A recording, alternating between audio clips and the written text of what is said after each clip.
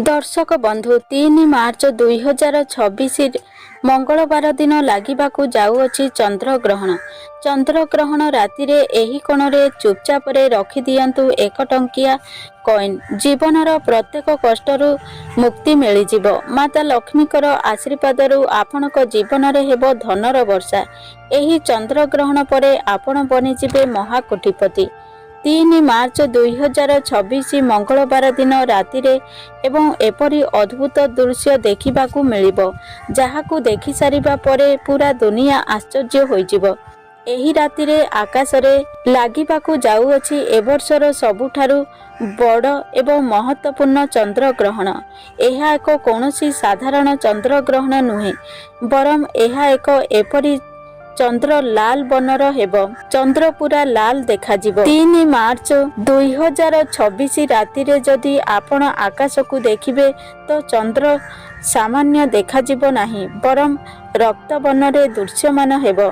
आउ एही चंद्रग्रहण मामूली चंद्रग्रहण नुहे, एहा एक महा चंद्रग्रहण हेबो। एथिपाई दुनिया रे थिबा ज्योतिष वैज्ञानिक एही चंद्रग्रहण को अपेक्षा करी रहिचंती। आउ एही चंद्रग्रहण फाल्गुन मास दोल पूर्णिमा रे पड़िबाकू जाउअछि। फाल्गुन मास दोल पूर्णिमा सेही राति होइथाए जेउ राति रे माता लक्ष्मी धरित्री उपरे वास करिबाकू आसीथांती एवं पेचाकू साथी रे धरी पूरा धरित्री भ्रमण करिथांती।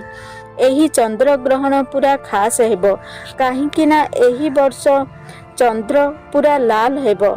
आउ जदि एही दिन आपण गोटे 1 टंकिया कॉइन को गोटिए गुप्त जगार रखिदेबे तो विश्वास करंतु चंद्र देव आपणकर जीवन रे आसुथिबा सबु विपदरू मुक्ति कराई देबे।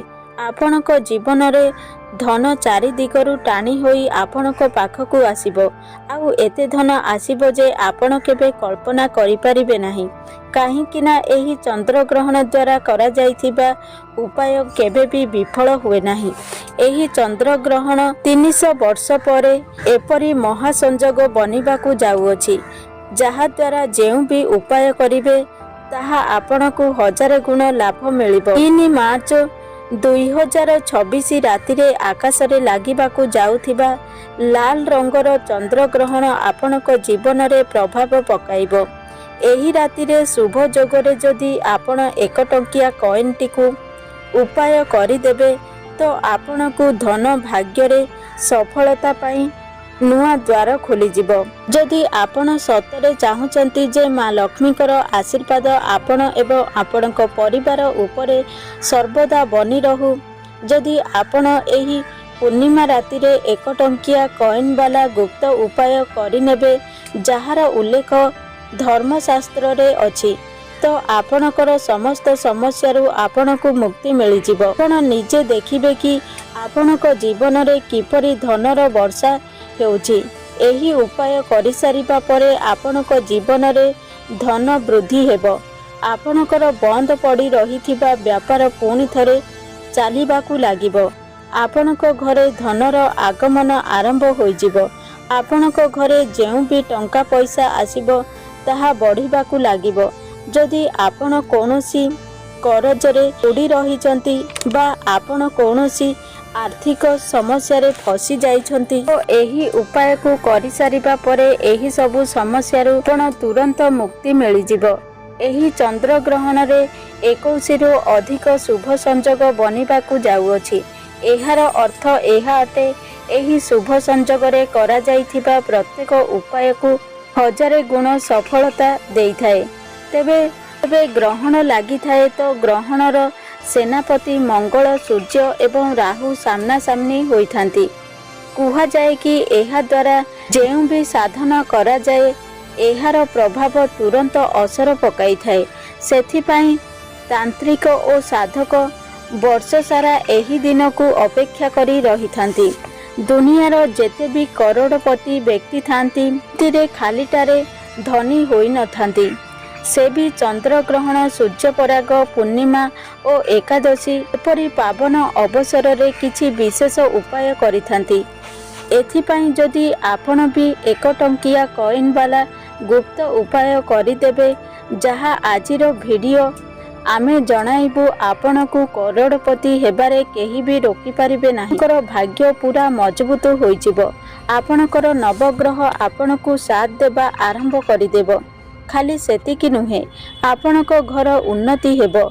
माता लक्ष्मीकर कृपारु आपणक घरे केबे भी टंकार अभाव हेबो नाही।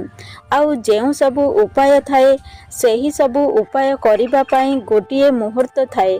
आउ सेही मुहूर्तरे उपाय करिबा द्वारा तेबे जाई आपणकु लाभ अवश्य मिलिबो।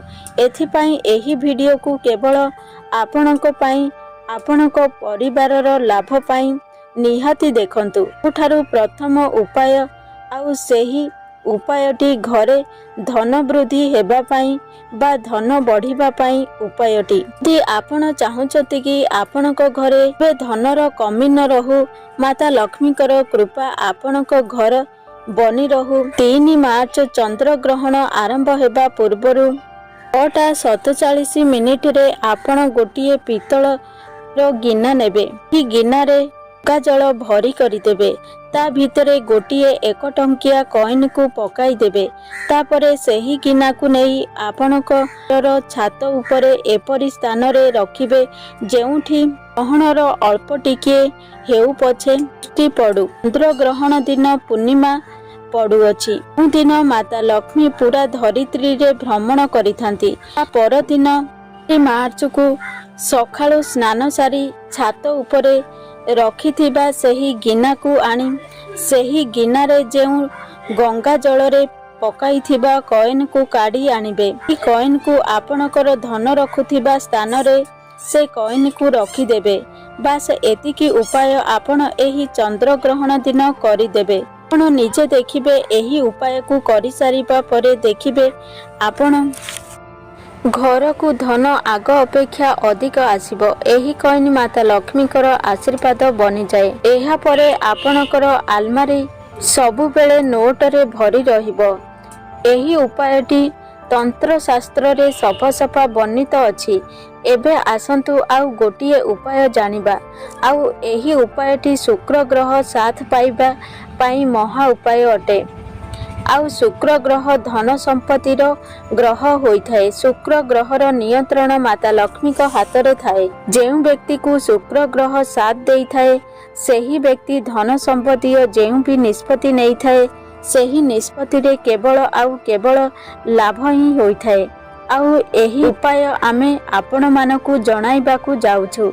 सेही उपाय अनेक धनी लोक माने भी करी लाभवान होइछंती, जहा कि बहुत सरल उपाय अटे। चंद्र ग्रहण दिन आरंभ हेबा पूर्वरु आपण भलसे गाधेई पड़िबे। लाल रंगर कपड़ा पिंधिबे काहेकि ना नाली रंग माता लक्ष्मीकर अत्यंत प्रिय होइथाए। तापरे 2 टंकिया कॉइन नेबे। आपण आपणक पूजा घर को जिबे। 2टी हाथ जोड़ी माता लक्ष्मीकर बीज मंत्र को 11 थर जप करिबे। माता लक्ष्मी को 11 संख्याटी बहुत पसंद। आउ माता लक्ष्मीकर बीज मंत्रटी हेउची ओम महालक्ष्मी नमः। मंत्रटी जप करि सारिबा परे हाथरे धरिथिबा 2टी कॉइन को गोटिए कॉइन आपणकर पर्स रे रखिदेबे। आउ गोटिए कॉइन को जेउ रूम रे आपण अधिक समय बिताउथिबे सेही रूम रे रखिबे। बास एतिकी उपाय आपण जदि चंद्र ग्रहण दिन करिनेबे तो आपणकर शुक्र ग्रह आपणकु साथ देबा आरंभ करिदेबो। आपणकर जीवन रे धन आसीबार रास्ता खोलिजिबो।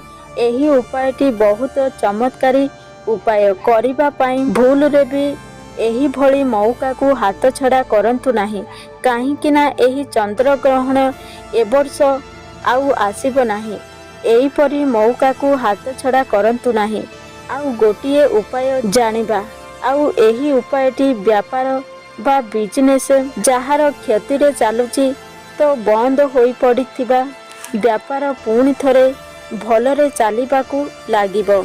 एही उपायटी करंतु। एथिपाई एही चंद्र ग्रहण दिन जेतेबेले चंद्र ग्रहण आरंभ हेबो आपणकर पूजा घर को जाई आगे गोटिए लाल रंगर कपड़ाटीए तले बिछाई देबे। तापरे कपड़ा रे 1 मुठा धनिया रखिबे। आउ सेही धनिया उपरे ଗୋଟିଏ 1 ଟଙ୍କିଆ କଏନ୍ ରଖିଦେବେ। ତାପରେ ସେହି କପଡ଼ାକୁ ଗୋଟିଏ ପୁଟୁଳି ବନେଇ ଦେବେ। ତାପରେ ସେହି ପୁଟୁଳିକୁ ଆପଣଙ୍କର ହାତରେ ଧରି ଏହି ମନ୍ତ୍ରକୁ ଜପ କରିବେ। ଆଉ ମନ୍ତ୍ରଟି ହେଲା ଓମ୍ ଶ୍ରୀ କ୍ରୟ ନମଃ। 11 ଥର ଜପ କରିବେ। ଜପ କରିସାରିବା ପରେ ସେହି ପୁଟୁଳିକୁ ନେଇ ଆପଣଙ୍କର ବେପାର ସ୍ଥାନରେ ରଖିଦେବେ, ଯେଉଁଠି ଆପଣ ବେପାର ପଇସା ଲେନାଦେନା କରୁଛନ୍ତି। ତାପରେ ଆପଣଙ୍କ ବ୍ୟାପାରରେ ବହୁତ ଜୋର ଚାଲିବ। ବ୍ୟାପାରରେ ଧନ ଆସିବା ଆରମ୍ଭ ହୋଇଯିବ। ମାତା ଲକ୍ଷ୍ମୀଙ୍କର କୃପାରୁ ଆପଣଙ୍କ ବ୍ୟାପାରରେ ଧନର ବୃଦ୍ଧି ହେବ।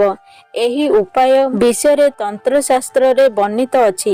ଏବେ ଆସନ୍ତୁ ଆଉ ଗୋଟିଏ ଉପାୟ ଜାଣିବା। ଆଉ ଏହି ଉପାୟ ଭାଗ୍ୟ ସାଥ ମିଳିବାର ମହା ଉପାୟ। ଚନ୍ଦ୍ରଗ୍ରହଣ ଦିନ ସୂତକ ସମୟରେ ଆପଣ ଗୋଟିଏ ତାଲା ଚାବି କିଣିକି ଆଣିବେ। ଗୋଟିଏ ଧଳା ରଙ୍ଗର ସଫା କପଡ଼ା ନେବେ। ସେହି କପଡ଼ାରେ ସେହି ତାଲା ଚାବିକୁ ରଖିବେ। ତା ସହିତ ଗୋଟିଏ 1 ଟଙ୍କିଆ କଏନ୍କୁ ରଖିଦେବେ। ଚନ୍ଦ୍ରଗ୍ରହଣ ଆରମ୍ଭ ହେବା ପୂର୍ବରୁ ଆପଣଙ୍କର ଛାତ ଉପରେ ରଖିଦେବେ। ତା ପରଦିନ ଅର୍ଥାତ 4 ମାର୍ଚ୍ଚ ଦିନ ସକାଳୁ ସେହି ତାଲା ଚାବିକୁ ଆଣିବେ ଏବଂ ତାକୁ କୌଣସି ମନ୍ଦିରରେ ଦାନ କରିଦେବେ। ଏହାଦ୍ୱାରା ଆପଣଙ୍କର ଦୁର୍ଭାଗ୍ୟ ସୌଭାଗ୍ୟରେ ବଦଳିଯିବ। ଆପଣଙ୍କର ବନ୍ଦ ପଡ଼ିଥିବା ଭାଗ୍ୟର ତାଲା ଖୋଲିଯିବ।